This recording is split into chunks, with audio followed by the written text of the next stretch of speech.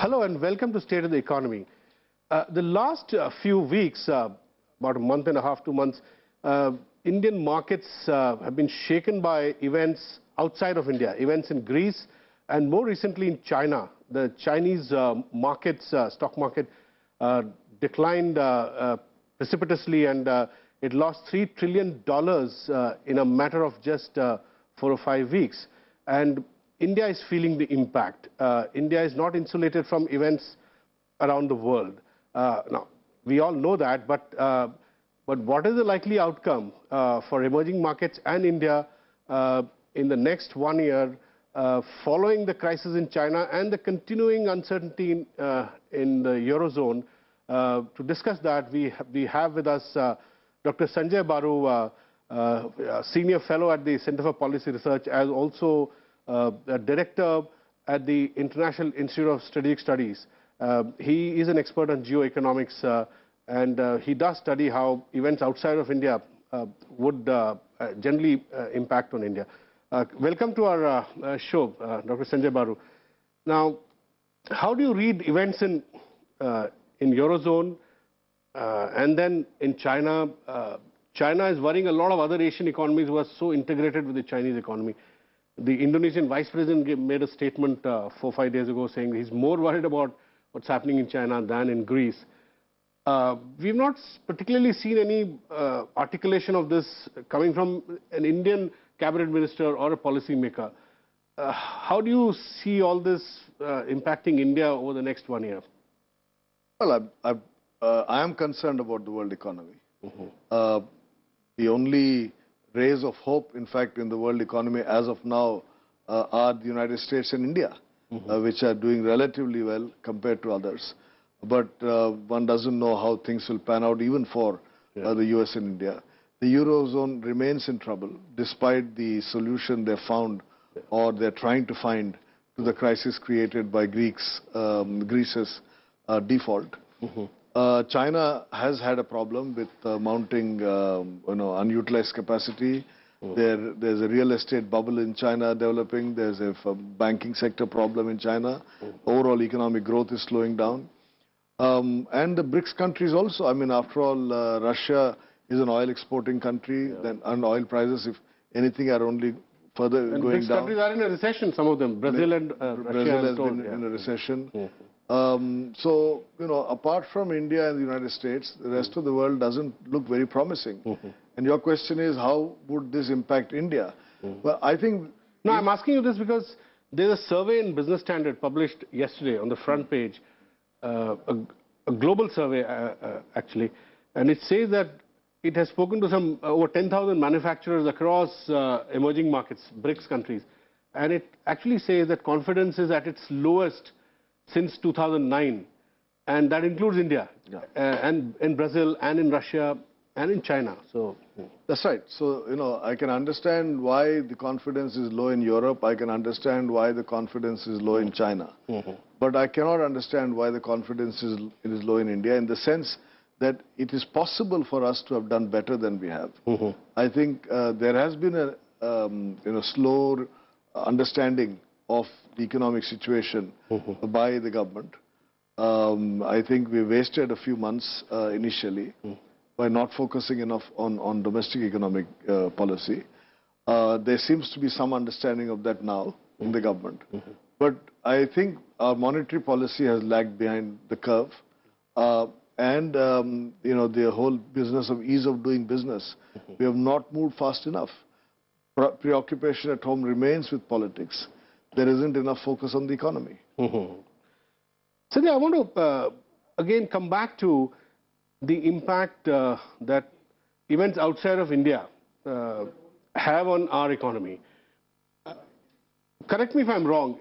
In the last 2 years of UPA, because of UPA's unpopularity, which had really peaked in 2013, nobody was really willing to believe at that time that a good part of the reason why our economy had really slowed was also global, and everything was blamed on policy paralysis. And then the NDA came to power, and I remember Jaitley in his first budget, he began his budget speech by saying global events have to be factored in when you make domestic policy. So there was some appreciation, and this government has subsequently considered that global events have a big role to play. Now, there is no consensus as to how much are global events actually impacting us. For instance, even today, after the Chinese market crash, and China could be really slowing down, that's what Western analysts are saying, and slowing down pretty sharply. So what impact would it have on India? We still seem to have an ostrich-like attitude saying if China goes down, India will do better. That's what a lot of Indian analysts sitting in Bombay are saying. So do you subscribe to this ostrich-like attitude and this, some would even say, wishful thinking? No, first of all, I mean, I have always believed that our external exposure is much less compared to that of China or other emerging markets. And therefore, it is true that what happens in the rest of the world does not have to impact India as much as it does the others. I mean, after all, our share of world trade is still around 2%, and the share of trade in our national income is still not as high as in the case of many emerging economies. But if you add import and export, it is still about 45%, yeah, right? But that's import is mainly oil. Of GDP, right? Yeah, but still, import is mainly oil. I mean, if you remove oil, non-oil imports and exports, trade is important for India and certainly more important than in the past. But I think the Indian economy can do well despite a global crisis, provided at home we are pursuing the right sort of policies. The fact is that in the period after 2008, 2009, there was a global slowdown. It did affect India, but there's no denying that the impact on India was made worse by the fact that after 2010, we pursued policies which hurt investors. And it's not just foreign investors, I'm talking of Indian investors. There has been a flight of capital out of India in 2012, 2013. I think there was a hope that after the new government came in 2014, that would get reversed. But we still do not see enough evidence of a reversal of that.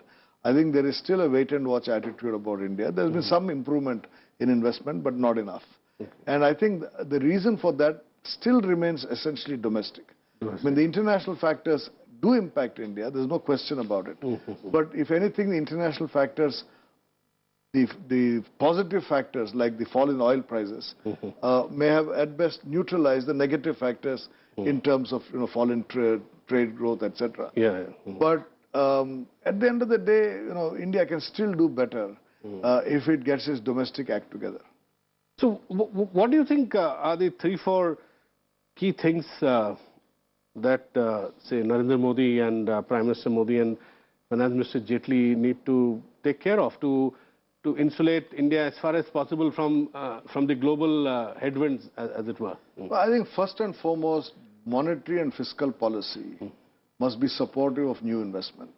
I think our monetary policy has been slow in that direction.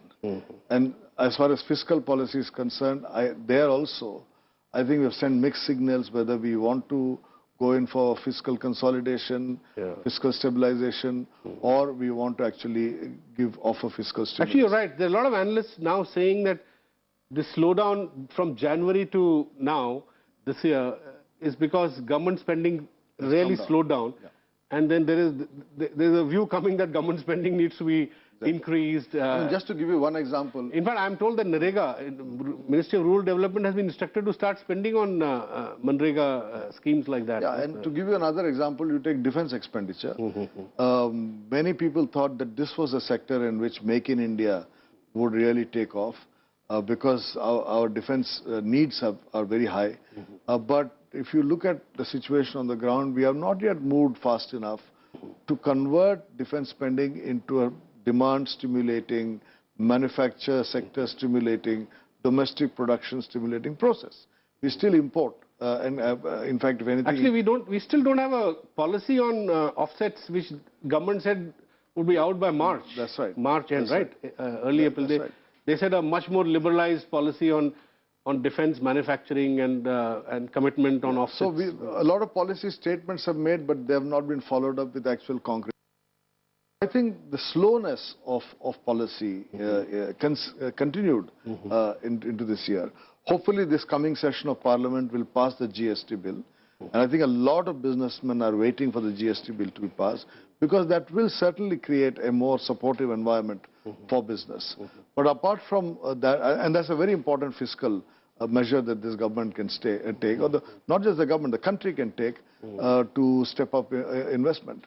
Do you think, you're right, GST is a focus area which everybody is talking about, but do you think that GST seen along with the land, highly controversial and the land bill, land ordinance becomes difficult to digest? Do you think the government can put off land bill for a while and just push GST? Well, I think certainly GST is more of a priority than the land bill. The land bill will improve the investment climate in India, but there are many states which are continuing to attract new investment, despite the fact that the land bill has not been passed. Unfortunately, it's the more developed states that will continue to invest new investment. So it is in the interest of states like Bihar and Uttar Pradesh and the less developed states, Bengal, to support the land bill so that they can actually attract some investment towards those backward states. But otherwise, in the absence of a change of law, business is going to Gujarat, it will go to Telangana, to go to Andhra, it will go to Tamil Nadu. Now, these are the states that have been attracting new investment. Okay. We'll take a small break here. Please don't go away and keep watching RST. Welcome back to State of the Economy. We are having a conversation with Dr. Sanjay Baru, Senior Fellow at the Center for Policy Research. So Sanjay, you were talking about some key policy reforms, legislative reforms that the government must fix in the next Parliament session. But do you think, given the way politics is evolving, all kinds of controversial issues that the NDA is now surrounded by, especially in the last 1 month, the Lalit Modi affair, Vyapam, do you think that momentum might have been lost going forward? Parliament would be chaotic? Not necessarily. I mean, if the GST bill is passed, and that is in fact a bill that the Congress government in the past brought to Parliament. So if between the Congress and the BJP and other parties there's a consensus and we can get the GST bill done, I think that's an important economic legislation that can be done. As I said, land bill can wait. I don't see it as an urgency. But as far as everything else is concerned, look, every session of Parliament, as long as we can remember, probably the last 10, 15, 20 years, has been disrupted by some controversy or the other. Typically, Parliament sessions tend to get disrupted by the controversy of the day. On the other hand, the economy can go fast and the economy can go slow. I mean, you remember the period from 2004 to 2008, when a Parliament session after Parliament session used to be disrupted in those days by the BJP, and Manmohan Singh was the Prime Minister. The economy grew at 9%, right? So I don't think disruption... Here I want to come back to you on your experience with the UPA government. If you remember, of course, you had quit by then, 2009. The 2008 global recession needed a response. And in 2009, Manmohan Singh came to power because it was perceived that India had done well in, as far as possible, insulating itself from the global the financial meltdown then. And post-2009, the public sector really gave a big push to investments. And there was a public sector-driven investment effort which seemed to have worked at that time. So you had in 2009 and 2010, you had nearly 9% growth. The way under JNU, RUM, buses were requisitioned, bought, city transport systems were, bolstered, and similarly, Manrega, etc.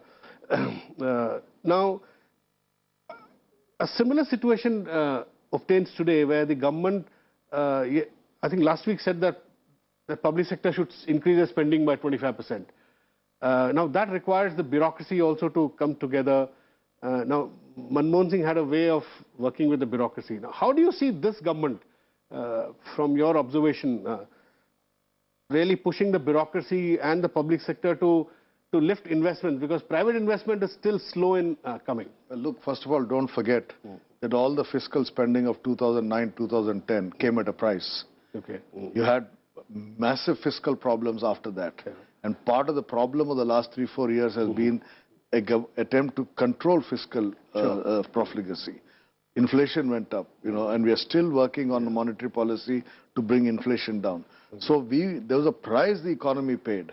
It's not as if the whole thing was like a golden Although wand. at that time it was appreciated because we're getting growth, etc. That's okay. But I'm saying it's not unique. I mean, any time you spend money, there is a certain injection of liquidity that's happening into the system. And then you have to immediately do correctives later on. The correctives didn't come in time. So you're right, we probably overdid it. We overdid it then. And today the capacity of the government to spend has been constrained not just by administrative problems, but also by the legacy of the past. There is a legacy issue. And I think finally at the end of the day, the fact is that public sector as an instrument of promoting growth is a weak instrument in this country. But tell me, sir, I want to, since you study other economies also very closely as part of your IISS, in your IISS role, why is it that public sector driven activity is a very productive and sustainable way of driving growth in other Asian economies, but India has no longer singularly failed to do that. No. First of all, that is no longer true. Okay. There are no other, like Singapore, etc. built their infrastructure public sector driven. No. First of all, Singapore is a very different game. Secondly, a lot of these countries did that in the 60s and 70s. Korea, Japan or other, especially Malaysia. Infrastructure, yeah, but that was all in the past. Today, none of those countries is public sector driven, public spending driven economies. They're all private spending, private investment driven economies. And India too went through a phase in which the public sector played a very positive and a strong role. But the fact is that we have neglected the capability of that sector.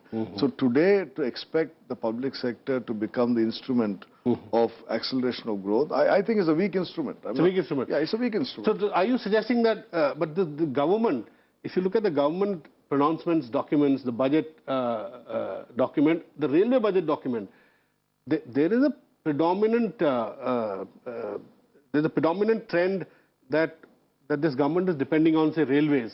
8.5 lakh crore over 5 years, that kind of spend investment by railways, and other public sector companies are also being goaded to sort of increase investments. So you're saying that this might backfire, is it?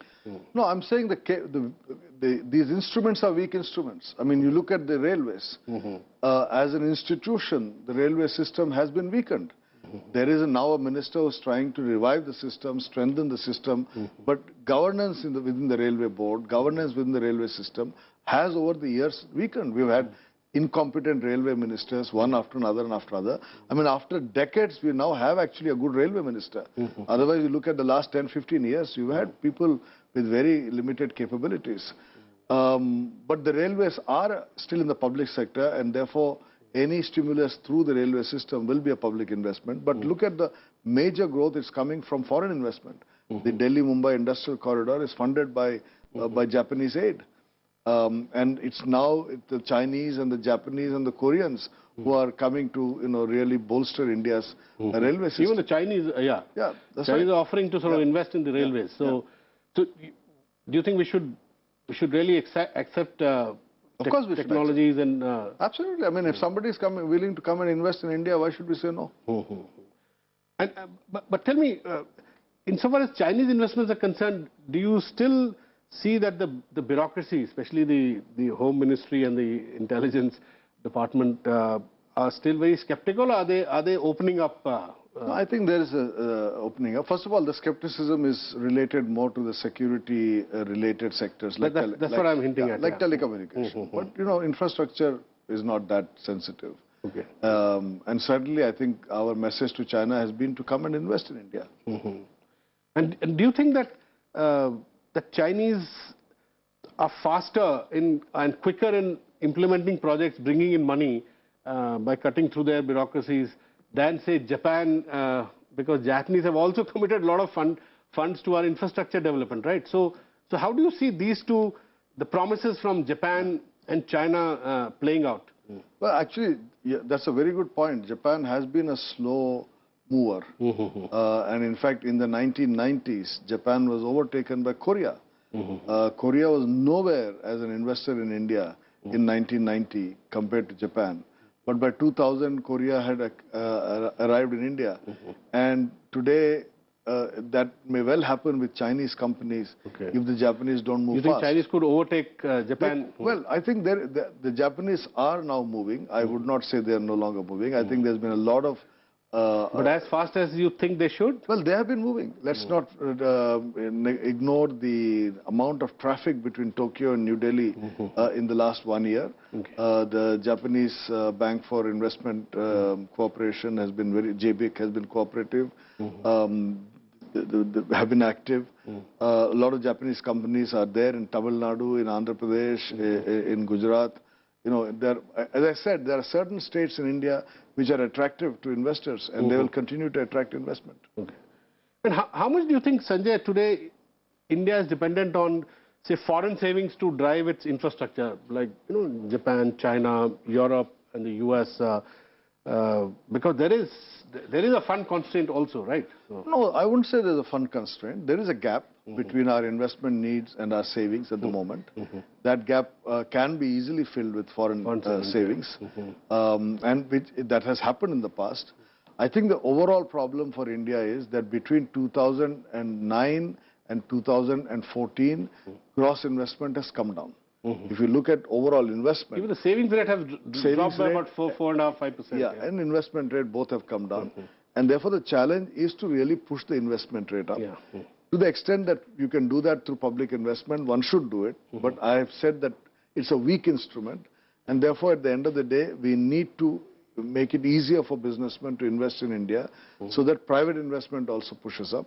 And as investment goes up, savings will also go up. I mean, I believe that savings follows investment. Savings does not lead investment, but it follows investment. Okay. And tell me finally, on the issue of fiscal deficit, where do you stand? Do you think that this government must really pursue its goal of tightening the fisc as per the roadmap, go down to 3%? Or do you think there's a case for pausing at about 4%, 4.5% until the economy revives? There is no case for moving away from a timetable that you have accepted. In arriving at a timetable, I assume a lot of thinking would have gone into that. Stick to the timetable, because it's at the end of the day, it's about credibility. Look at the word that the European Union used in its final agreement with Greece yesterday. The first paragraph, trust, isn't it? Repeats that word 3 times. Trust. Trust, trust, trust. 3 times the European leadership is telling Greece, win our trust back. When you lose the trust, that is an extremely important idea in economics. I think India has, in the last few years, lost trust of investors with a lot of things that were done, particularly after 2012. And we need to regain that trust. This government has taken some steps to regain some of the trust, but we should not do anything that will hurt investor sentiment or investor trust. And trust is an extremely important word. Therefore, sticking to your fiscal stabilization path is important to retain investor trust. The trust is the key word. Thank you very much, Dr. Sanjay Bauri, for talking to us. That's all we have in this edition of State of the Economy. We'll be back with you next week. Thanks for watching.